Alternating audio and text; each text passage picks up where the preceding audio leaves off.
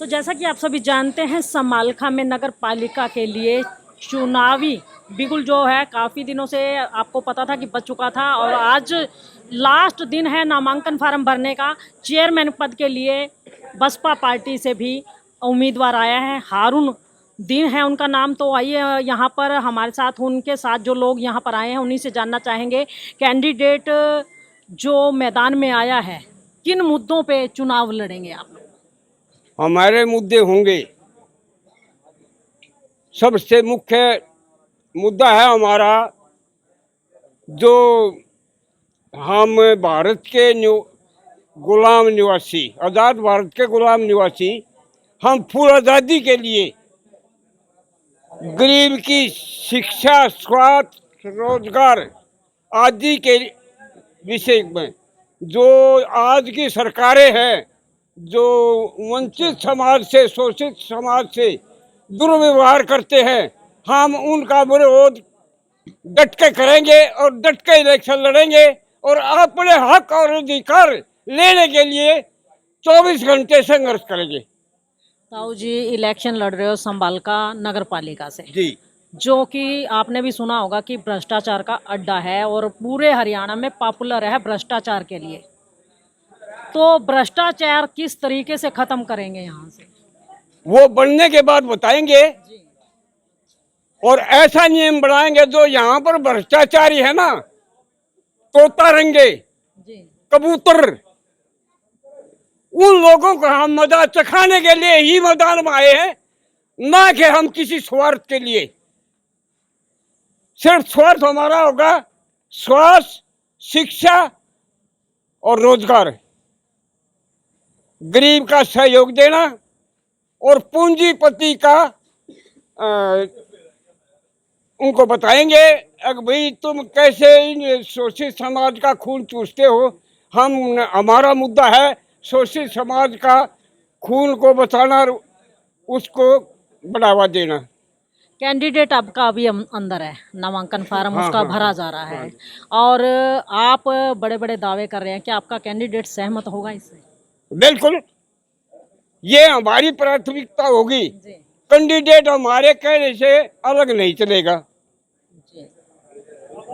हमने जो नॉमिनेट किया है अपना कैंडिडेट, वो कुछ मुद्दे लेकर ही,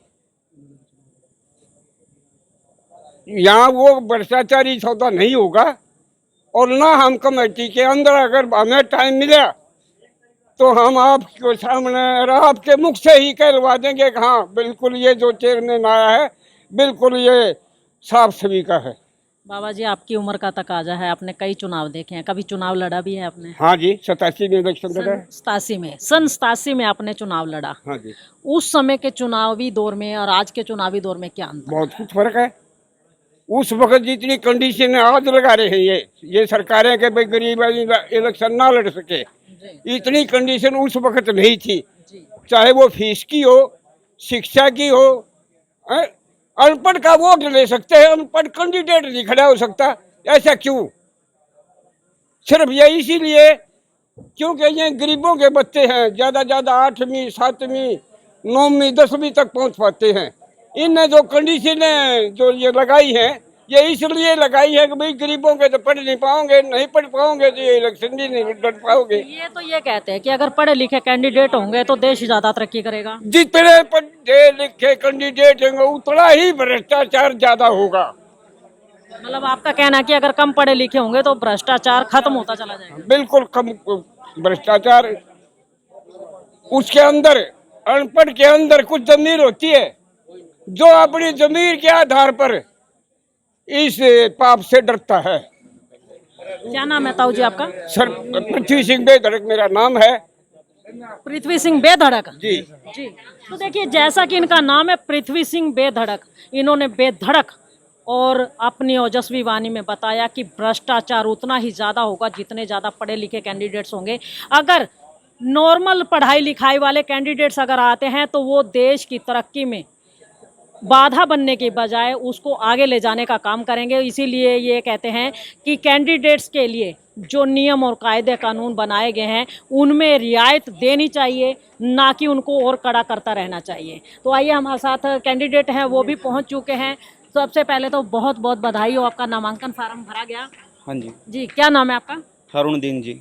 हारून, आपसे जानना चाहेंगे, आप युवा हैं, आपके साथ आपके बुजुर्ग पीढ़ी जो है आपके साथ पहले वो इलेक्शन भी लड़ चुके हैं, आपके साथ कंधे से कंधा मिला करके खड़े हैं, लेकिन फिर भी आप ही से जानना चाहेंगे कि मेन मुद्दे जो हैं, आप चुनावी मुद्दे हर कोई बताता है, आपके क्या रहेंगे? मैडम जी, एक तो भ्रष्टाचार खत्म करेंगे जी। जी एक जो जी ये जातिवाद चला हुआ है जी, इस जातिवाद को खत्म करेंगे जी। 36 बिरादरी को साथ लेके चलेंगे जी, भाईचारे को बढ़ाएंगे जी, विकास करेंगे जी अपने समाजकाल के। आपने ये बोला कि भ्रष्टाचार को ख़त्म करेंगे, कहते हैं कि बीजेपी पार्टी जब अस्तित्व में नहीं थी वो ये कहते थे कि भ्रष्टाचार को ख़त्म करेंगे, लेकिन अब अस्तित्व में आने के बाद ये कहती है कि भारत हिंदुस्तान की नस नस में भ्रष्टाचार है, वो ख़त्म नहीं हो सकता। इतनी बड़ी पार्टी नहीं ख़त्म कर पाई, आप कैसे करेंगे? जी कोशिश है जी, पूरी पूरी जी कोशिश रहेगी। हाँ जी। और विशेष क्या रहेगा?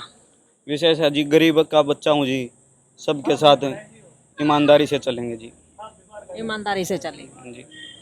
तो देखिए, ये हारून है, इनका कहना है कि गरीब परिवार से बिलोंग करते हैं, लेकिन राजनीति में कदम रखने का साहस इन्होंने किया है। इनका कहना है कि अगर पब्लिक इन्हें चुन करके लाती है तो ये हर उस गरीब मजलूम के साथ कंधे से कंधा मिला करके चलेंगे जिनको आगे बढ़ने के लिए सहारे की ज़रूरत होगी। और जातिवाद जो आज एक बड़ा मुद्दा बन चुका है उसको ख़त्म करने के लिए इन्होंने दावे किए हैं, और इनका ये कहना है कि भ्रष्टाचार पर लगाम लगाने की भी कोशिश की जाएगी। तो ये तो समय ही बताएगा कि कौन जीत करके सामने आएगा और किसके सर पर ताज सजेगा। तो बने रहिए इंडिया की दहाड़ के साथ और समय का इंतज़ार कीजिए। थोड़े ही दिन बाकी हैं, चुनाव के बाद पता लगेगा कि कौन इस नगर पालिका में चेयरमैन बन के आएगा और कौन कौन पार्षद जीत कर सामने आएंगे, और फिर उसके बाद उन्हीं से जानना चाहेंगे कि वो जो वायदे करके आए थे वो कितने निभाएंगे।